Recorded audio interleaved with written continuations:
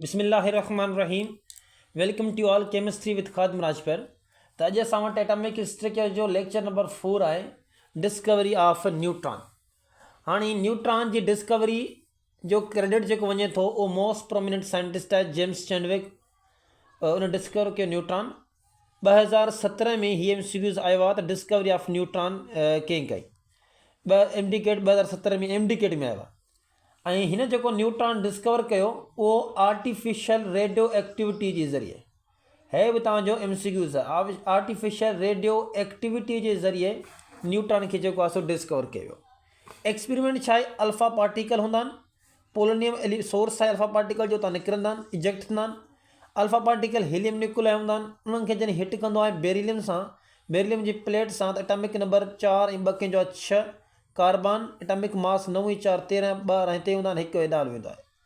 त हिकिड़ो stable element असांखे मिलंदो आहे कार्बन, ऐं प्लस में हिकु अहिड़ो पार्टिकल मिलंदो आहे जंहिंजे मथां का बि चार्ज न हूंदी आहे, उनखे चवंदो आहे ही न्यूट्रल। न्यूट्रल मतिलबु आहे nothing, no charge, no neither positive neither negative charge, ॿई चार्ज न हुजनि, त उन पार्टिकल खे छा चयो, न्यूट्रॉन आहे। ठीकु आहे।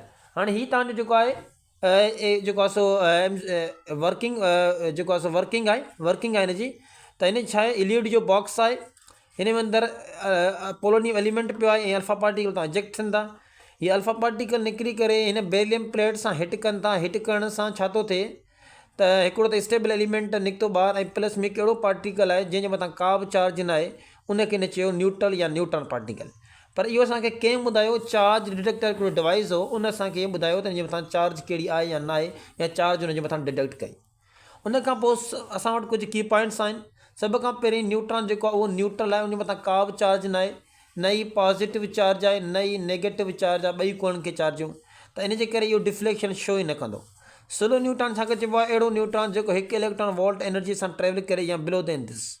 फास्ट न्यूट्रॉन जेको हूंदो आहे 1.2 मेगा इलेक्ट्रॉन वोल्ट एनर्जी सां जेको ट्रेवल करे, उहो हूंदो असांजो फास्ट न्यूट्रॉन। उन खां पोइ कुझु मां शयूं तव्हांखे सम्झायां थो हिते। स्लो न्यूट्रॉन बि हूंदो आहे, फास्ट न्यूट्रॉन। हीअ जेके ॿई पॉइंटूं इहे असांजो आहिनि उन मां पंजाब मां, सो हीअ जेको आहे सो ॿई जेके पॉइंटूं आहिनि इहे न असांजो पंजाब मां। हाणे हिकिड़ी हूंदी आहे अल्फा डीके, ॿी हूंदी आहे बीटा डीके।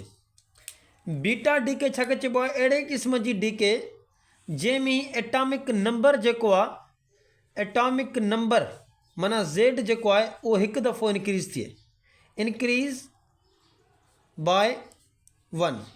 हिकु दफ़ो जो एटॉमिक नंबर इनक्रीज़ थिए ऐं एटॉमिक मास जेको आहे A उहो सेम रहे, उन डीके खे चइबो आहे बीटा डीके।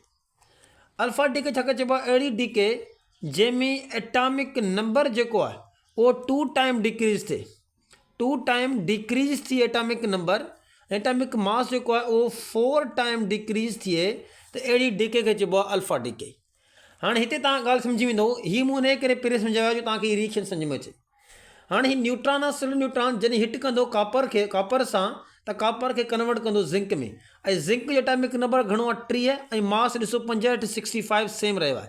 एटॉमिक नंबर 29 मां 30 थियो आहे। इन जो मुराद इहा एटॉमिक नंबर हिकु दफ़ो इनक्रीज़ थियो आहे, त ऐं प्लस एटॉमिक नंबर हिकु दफ़ो जेको इनक्रीज़ थियो आहे, इहा कहिड़ी डीके आहे, असांजी बीटा डीके आहे। छो जो बीटा पार्टिकल ॿाहिरि निकितो आहे, माना जेको इलेक्ट्रॉन जेको आहे उहो ॿाहिरि निकितो आहे। ऐं फास्ट न्यूट्रॉन जेको आहे जॾहिं हिट कंदो नाइट्रोजन सां जॾहिं हिट कंदो, नाइट्रोजन खे स्ट्राइक कंदो, त नाइट्रोजन खे कन्वर्ट कंदो कंहिंमें, बोरान में। एटॉमिक नंबर बोरान जो घणो आहे 5, ऐं मास घणो आहे 10। ॾिसो एटॉमिक नंबर 7 मां 5 थियो आहे, माना 2 टाइम डिक्रीज़ थियो आहे एटॉमिक नंबर। एटॉमिक मास जेको आहे 14 मां 10 थियो आहे, त एटॉमिक मास जेको आहे सो डिक्रीज़ थियो आहे 4 टाइम। त जॾहिं एटॉमिक नंबर 2 टाइम डिक्रीज़ थिए ऐं एटॉमिक मास 4 टाइम डिक्रीज़ थिए, त अहिड़ी डीके खे चइबो आहे अल्फा डीके। ऐं हीअ जेको असांजो छा आहे, अल्फा पार्टिकल या हीलियम न्यूक्लियाई आहे।